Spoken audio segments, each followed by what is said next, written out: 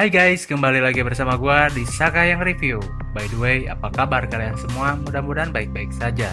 Pada kesempatan kali ini, Saka yang akan mereview sebuah film remake di tahun 1989, garapan Stephen King, yang dulu terkenal dengan karyanya berjudul It, film badut Pennywise. Dan film yang akan kita bahas kali ini berjudul Pet Sematary, kalau diterjemahkan berjudul Pemakaman Hewan Peliharaan.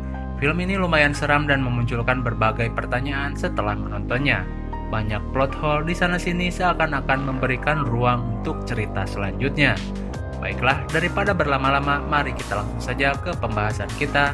Dan jika kalian suka, tinggal subscribe aja. Dan jangan lupa subscribe Saka Yakin juga ya. Film ini diawali dengan pindahnya sebuah keluarga ke sebuah rumah di desa Ludlow. Sekilas desa ini benar-benar nyaman dengan segala keindahannya. Singkat cerita, mereka sampai di rumahnya cukup besar dan jauh dari pemukiman lain. Kemudian diperlihatkan scene mobil kontainer yang melaju sangat cepat dan mengagetkan mereka.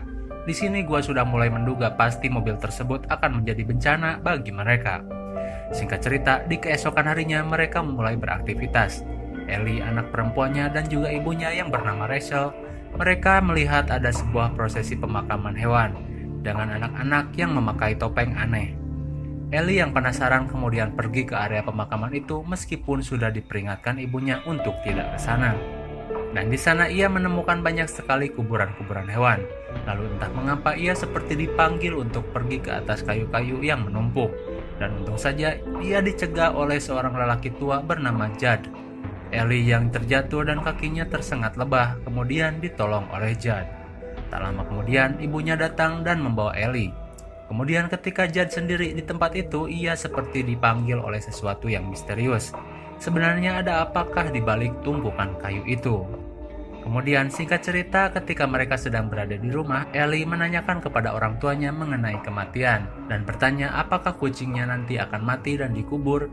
Namun ibunya yang seperti ingin merahasiakan mengenai kematian yang sesungguhnya kepada anaknya karena dulu ibunya mengalami sebuah trauma yang mengerikan. Meski ia disuruh jujur kepada anaknya, ia tetap tidak mau. Singkat cerita, di keesokan harinya ketika Lois sedang bekerja, tiba-tiba ia mendapati seorang pasien dengan luka yang parah karena katanya ia tertabrak mobil dan terseret. Namun apa daya, dengan peralatan yang pas-pasan, karena di sana adalah rumah sakit sekolah, akhirnya lelaki tersebut yang bernama Victor pun meninggal. Namun tiba-tiba Victor kembali hidup dan berkata, Lois, penghalangnya tidak boleh dilanggar. Dan ia kembali mati. Lantas Lois pulang dan melamun. Sampai-sampai ia hampir tertabrak mobil kontainer yang selalu kebut-kebutan. Sebenarnya ini mobil apa sih kebut-kebutan mulu? Gue tambah yakin kalau ini mobil pasti ada sesuatu. Singkat cerita, Lois pun tertidur dan ia tiba-tiba bermimpi didatangi Victor yang terus memperingatkannya agar tidak melanggar batasan. Kalau tidak, kalian semua akan celaka. By the way, si Victor ini siapa? Kok bisa sampai care banget sama si Lois? Kemudian di keesokan harinya, sesuatu yang mengejutkan pun terjadi. Judd menemukan kucing Ellie terbunuh, diduga tertabrak oleh truk. Dan mereka menyembunyikan itu semua dari Ellie karena mereka tahu nanti Ellie akan bersedih. Apalagi Ellie tidak pernah diberitahu arti kematian yang sesungguhnya gara-gara ibunya. Lois pun berkonsultasi dan akan berbicara jujur. Namun istrinya tetap kukuh tidak mau. Biar saja nanti dibilangnya kucingnya kabur. Dan Lois pun tidak bisa apa-apa dan mengiyakan saja. Di tengah malam, Lois dan Judd berusaha menguburkan kucing Ellie di Pet Sematary dengan normal seperti biasanya. Namun tiba-tiba Judd berkata apa aku menyayangi Ellie dan tidak mau membuatnya bersedih jika ia ikut aku. Kemudian Lois diajak Judd ke sebuah tempat yang jauh, di mana dengan menaiki kayu-kayu yang menumpuk yang pada saat itu banyak sekali suara-suara gaib dari sana. Kemudian semakin dekat dengan tempat tujuan, Lois melihat ada simbol klan Uzumaki terukir di pohon dan ia berpikir tempat apa ini, namun Judd tidak menjawabnya. Sesampainya di tempat itu, ia hanya menyuruh Lois untuk menguburnya saja. Awalnya Lois ragu dan bertanya, apa aku hanya menguburnya saja? Judd menjawab iya dan Lois pun menguburnya dan pulang. Di keesokan paginya, Lois dan istrinya akan memberitahu Ellie bahwasannya kucingnya kabur. Namun Ellie bilang, semalam aku melihatnya di jendela dan masuk ke dalam lemari. Mereka berdua heran dan memeriksanya. Ternyata benar saja kucing itu kembali hidup, namun dengan rupa yang dekil dan kelakuan yang aneh cenderung galak. Di tengah kebingungan, Lois kembali bertanya kepada Jude. Ia bertanya tentang kucingnya yang kembali hidup, dan Jude pun mengiyakannya. Kata Jude, tanah itu adalah tanah suku lokal Indian dan sudah menjadi tempat keramat untuk membangkitkan yang sudah mati. Lalu Lois pun mencarinya di internet dan benar saja itu adalah tanah keramat. Singkat cerita, kucing tersebut mulai melakukan hal-hal aneh seperti mencakar Ellie dan berkelakuan ganas. Sampai-sampai kucing tersebut sering memakan hewan hidup lainnya seperti burung dan lain-lain. Pokoknya kelakuan kucingnya 180 derajat menjadi aneh. Singkat cerita, Lois kembali menemui Jude dan berbicara. Sekarang kelakuan kucingnya menjadi beringas dan sering menyakiti Ellie. Dan hal itu pun dibenarkan Jude. Dulu ketika anjingnya mati, ia menguburkannya di tempat itu sampai-sampai anjingnya menjadi beringas dan menyakiti istrinya sampai mati. Hingga Jude kembali menembak anjingnya sampai mati. Dan Jude mengira kalau kucing Ellie yang baik dikubur di sana, Jude merasa kelakuannya pun akan baik. Namun ternyata tidak, apapun yang dikubur di sana pasti akan berkelakuan aneh dan beringas. Hingga pada suatu ketika, Lois memutuskan untuk menyuntik mati kucingnya. Namun ia tidak tega dan memilih untuk membuang kucingnya di perbatasan desa. Dan hal itu yang akan membuat Lois menyesali kenapa tidak membunuh kucing tersebut. Karena ketika hari ulang tahun Ellie yang ke-9 dan dirayakan bersama keluarga terdekatnya, di hari itulah musibah yang sebenarnya datang. Ellie yang sedang bermain tiba-tiba melihat kucingnya kembali dan berjalan di tengah jalan. Kemudian Ellie menghampiri kucing itu. Lalu adik Ellie yang masih kecil pun mengikutinya. Dan tiba-tiba dari arah jalan muncul mobil truk yang melaju sangat cepat. Si bangke yang dari awal-awal film udah kebut-kebutan ini akhirnya menelan korban. Ketika adik Ellie berlari ke jalan dan hampir tertabrak, untung saja adiknya berhasil diselamatkan Lois. Namun tidak dengan Ellie, ia tertabrak truk yang begitu cepat dan mati seketika gara-gara Ellie menghampiri kucing iblis itu.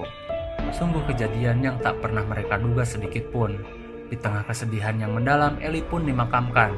Lois berusaha kuat menghadapi situasi itu, namun tidak dengan istrinya. Lantas istrinya disuruh pulang terlebih dahulu ke rumah orang tuanya untuk menenangkan pikiran. Sedangkan Lois masih berada di tempat itu. Malam tiba, Lois mendatangi Jude dan berbicara tentang kesedihannya. Kemudian Jude dibius menggunakan obat bius, dan ia pingsan di tempat. Mengapa Lois membius Jude? Ternyata ia merencanakan sesuatu. Lois akan membongkar kuburan Ellie dan menguburkannya di tempat itu. Tempat di mana orang yang sudah mati bisa hidup kembali. Meskipun di tengah perjalanan ia sering diingatkan oleh arwah Victor yang dulu tertabrak mobil. Namun dengan pikirannya yang kalut, Lois tetap membawa Ellie ke tempat itu dan dimakamkan di sana. Lois pun pulang dan menunggu kehadiran anaknya. Dan benar saja di tengah malam anaknya datang menghampiri Lois. Namun dengan keadaan yang aneh dan nyaris seperti zombie. Kemudian ia memandikan anaknya dan terlihat staples-staples bekas otopsi rumah sakit di kepala Ellie. Mereka pun tidur sambil berbincang perkara kejadian kematian Ellie. Singkat cerita, di keesokan harinya Jude pun terbangunkan oleh suara truk yang kembali melaju kencang. Apa sih ini truk? Gue benar-benar penasaran. Kemudian di sisi Lois yang baru terbangun, ia melihat Ellie sudah tidak ada dan mendengar suara musik dari bawah. Ternyata Ellie sedang menari balet seperti yang selalu ia lakukan dulu. Namun kali ini ia lebih beringas dan sambil menghancurkan barang-barang. Di sini kejadian Ellie sudah mulai aneh. Lalu istri Lois yang sedang dalam perjalanan untuk menemuinya karena ia selalu merasa tidak enak hati karena anak lelakinya sering bertingkah aneh dengan selalu menyebut-nyebut nama Victor, seorang lelaki yang mati tertabrak dulu. Kemudian Jude yang disuruh istri Lois untuk melihat keadaan Lois pun mulai merasa curiga dengan kelakuan Lois. Dan Jude pun berbicara, jika kau telah melakukan sesuatu, belumlah terlambat untuk membatalkannya. Namun Lois tidak menggubrisnya. Jude yang pulang kemudian melihat Ellie yang berdiri di loteng dan ia kaget dan pulang. Lalu Jude pun dibunuh oleh Ellie yang sebelumnya berbicara kepadanya. Ia berbicara tentang Norma, istri dari Jude yang katanya menderita di neraka. Ellie melihatnya di sana dan tiba-tiba wajah Ellie berubah menjadi Norma, istri dari Jude.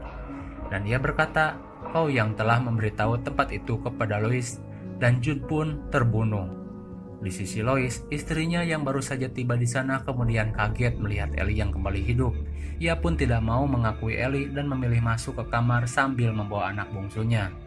Lalu di sana ia kembali berhalusinasi tentang kakaknya yang dulu mati, yang sebenarnya ini gak ada kaitannya sama sekali dengan film ini. Jadi gua gak terlalu bahas. Setelah ia sadar, tiba-tiba Ellie datang dan membunuh ibunya. Lalu Lois yang menemukan June sudah tidak bernyawa kini mulai yakin atas kesalahan yang ia perbuat.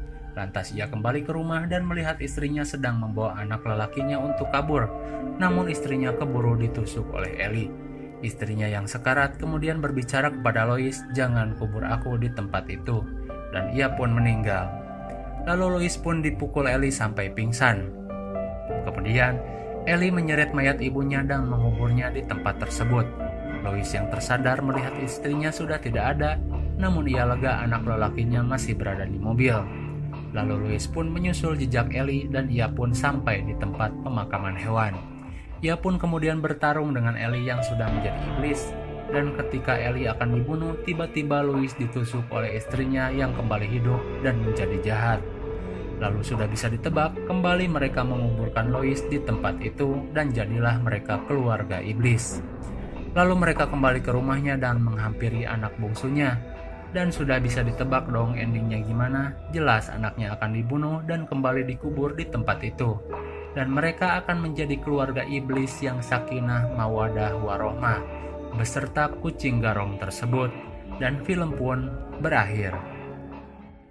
Sungguh ending yang ya kalau menurut gua kurang sih.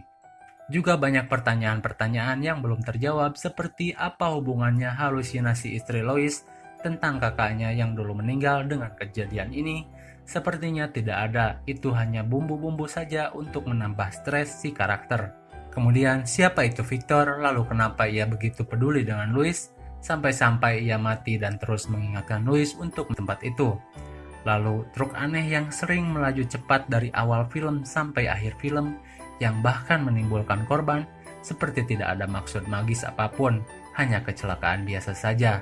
Lalu yang paling penting adalah apa maksud dari judul Pet Sematary yang kita lihat di awal-awal seperti tidak mempunyai makna apa-apa. Justru tanah angkernya berada di balik bukit tersebut. Ya, itu saja mungkin. Kalau itu ceritanya kalian sudah pasti ngerti sewaktu pembahasan tadi ya. Intinya tanah yang mampu membangkitkan orang mati namun dengan sifat yang brutal. Itu intinya. Mungkin segitu saja review film Pet Sematary dari Sakahayang. Jangan lupa like, share, and subscribe supaya kalian tidak ketinggalan jika ada video baru dari Sakahayang. Thanks for watching and see you on next video. Bye bye.